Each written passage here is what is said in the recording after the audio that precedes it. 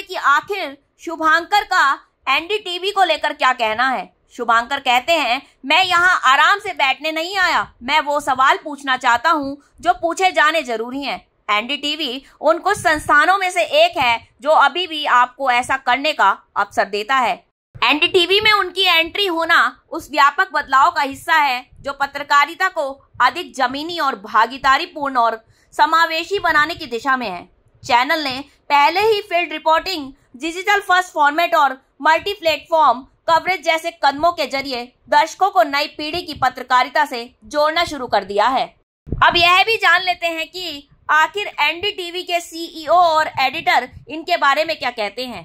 NDTV के CEO और editor in chief Rahul Kanwal के मुताबिक शुभांकर उस तरह के पत्रकारिता का प्रतीक है जिसकी आज के दौर में जरूरत है। निडर, फील्ड फर्स्ट और भारत की आत्मा से जुड़ी हुई उनकी डिजिटल फॉलोइंग सिर्फ आंकड़ा नहीं बल्कि भरोसे का संकेत है। डिजिटल पत्रकारिता की दुनिया में करोड़ों दर्शकों की आवाज बन चुके शुभांकर मिश्रा ने अब एनडीटीवी इंडिया के साथ जुड़कर अपने करियर को नया मोड़ दिया है। अब शुभांकर जुलाई 2025 से एनडीटीवी इंडिया पर एक नए प्राइम टाइम शो में मेजबानी करते नजर आएंगे। यह महज नियुक्ति नहीं है बल्कि हिंदी पत्रकारिता की दिशा बदलने वाला एक अहम मोड़ भी है। वो भी ऐसा मोड़ जो खबरों को देखने और समझने और साझा करने के तरीके की नई दिशा देगा। शुभांकर मिश्रा ने अपने एक दशक से अधिक के करियर में मेहनती और निर्भीक पत्रकार के तौर पर पहचान बनाई है। इंस्टाग्राम, यूट्यूब, फेसबुक और ट्विटर जैसे प्लेटफॉर्म पर 30 मिलियन से अधिक फॉलोअर्स के साथ उन्होंने न केवल एक डिजिटल उपस्थिति बनाई बल्कि एक भरोसे का नेटवर्क खड़ा किया है, एक कहानी से दूसरी कहानी तक।